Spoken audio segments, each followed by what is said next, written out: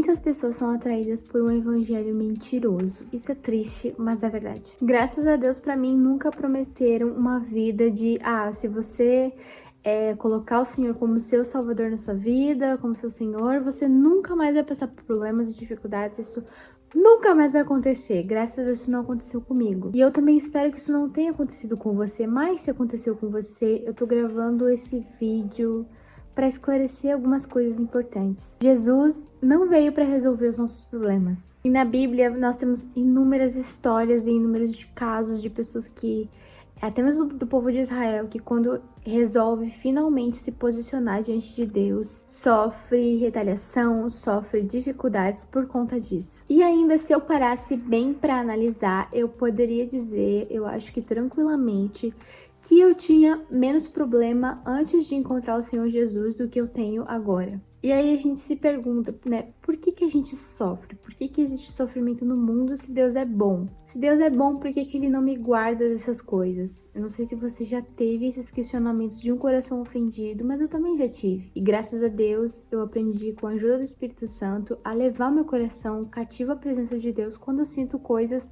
desse tipo. É algo que você precisa botar em prática, você precisa se posicionar para defender a sua fé. E ofensa a Deus é uma coisa que nós precisamos combater se nós desejamos arduamente defender a nossa fé. Na queda em Gênesis, quando Adão peca e se volta contra Deus, existiam duas maneiras que Deus poderia tranquilamente lidar com esse problema. A primeira é a nossa extinção imediata, a morte imediata, o sofrimento imediato, a destruição imediata. Ou então, um caminho que levasse à redenção por meio do sofrimento, por meio da perda, por meio das dores. E isso não apenas para os seres humanos, mas para o próprio Deus, que enviou o seu Filho Jesus.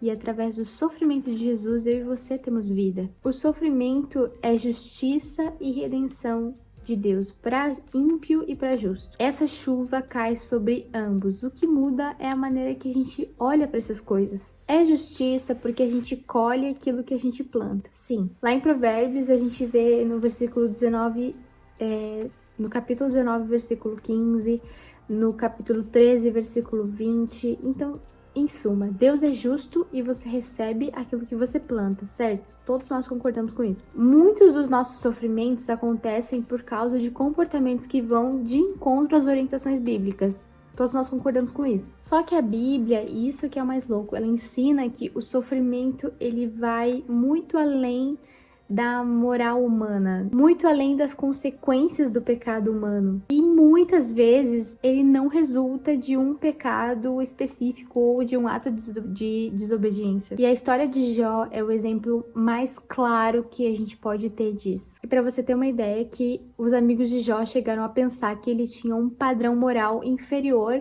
e por esse motivo ele estava sofrendo tudo que ele estava sofrendo. Jó é um exemplo claro de que não necessariamente o sofrimento está ligado às nossas ações. Pessoas ruins não têm vidas piores e pessoas boas não têm vidas melhores. No capítulo 9 de João, Jesus cura um cego e os discípulos perguntam por que é que ele estava naquela situação, se os pais dele tinham pecado, se aquilo era resultado dos pais dele. E Jesus disse que aquilo não estava acontecendo por conta de nenhum pecado hereditário, mas aquilo estava acontecendo para cumprir um plano inescrutável de Deus, os objetivos insondáveis de Deus, através desse sofrimento. E todas as pessoas que sofrem, elas já sofrem tanto e elas não deveriam ser automaticamente culpadas do sofrimento que elas estão passando.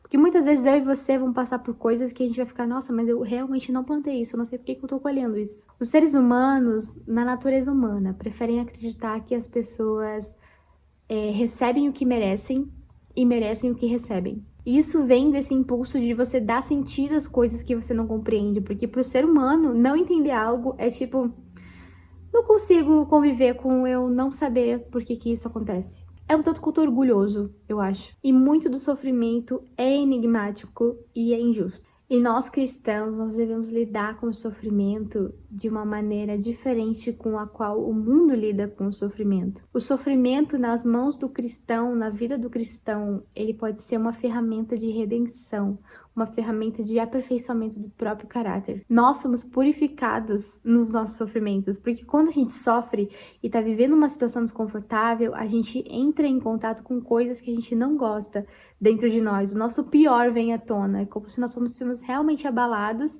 e aquilo que é abalável vem à tona para que a gente possa se livrar e aquilo que é inabalável permaneça em nós, ou seja, desenvolvido em nós. O mal é um intruso na criação de Deus. Ele é um intruso.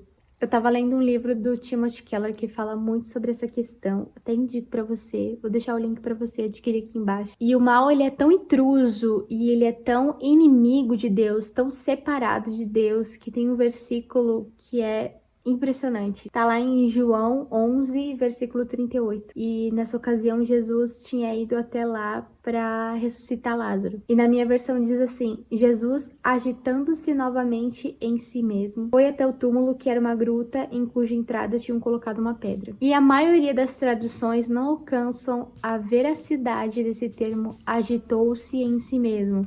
Existem diversas versões que trazem diversas outras perspectivas dessa expressão, mas o que João, na essência, estava querendo dizer é que Jesus se aproximou do túmulo de Lázaro com uma raiva Só que eu sei que isso pode parecer inapropriado, porque você pensa, poxa, Jesus ficou com raiva, ele, sabe, não condiz com o momento de luto. Ele sabia que logo em seguida ele ia transformar toda a tristeza em gritos de alegria. Mas por que ele ficou literalmente furioso com isso? Porque ele fica furioso com o mal, com a morte, com o sofrimento. Esse é o nosso Deus. Ele não fica zangado consigo mesmo. E isso significa que o mal é inimigo da boa criação de Deus. E a missão de Jesus é acabar com o mal. Quando ele vier, ele vai acabar com o mal. Só que o mal tá tão enraizado na nossa natureza que se Deus tivesse que acabar com o mal, ele teria que acabar com a gente. E em vez de vir como um general, Jesus veio em fraqueza, em humildade, sujeito à própria criação. Caminhou na direção de uma cruz para carregar os nossos pecados. E por isso um dia ele ainda vai voltar para destruir o pecado, para destruir a morte, para destruir o choro, para destruir o sofrimento, para destruir a dor para sempre. Existem coisas que eu e você nunca vamos compreender, mas existe uma promessa de Deus, que ele seria um consolo presente no meio da tribulação, no meio de toda dor. E quando o Senhor vem e nos consola no meio de tanto sofrimento e de tanta dor, é impossível que nós não sejamos verdadeiramente purificados através da sua palavra, da sua presença, do seu consolo, do seu ensino. Jesus não prometeu para mim e para você uma vida livre de sofrimento, uma vida livre de dor, mas ele prometeu que ele estaria conosco em todos esses momentos. Por isso, abrace esse consolo, abrace essa presença, abrace essa vida e mostre e anuncie ao mundo que ele se faz presente em meio a essa dor. Apresente o Espírito Santo como essa pessoa, sabe? Não essa pessoa que te livra dos problemas, mas essa pessoa que pega na sua mão e te consola nos momentos de fraqueza, sabe? Existem muitas coisas para se falar, né, sobre sofrimento. Inclusive, o Timothy Keller escreveu um livro inteiro e bem grosso sobre isso. Mas eu espero realmente ter falado ao seu coração de alguma forma. Então é isso, que Deus te abençoe, fica com Deus, se cuida e até o próximo vídeo.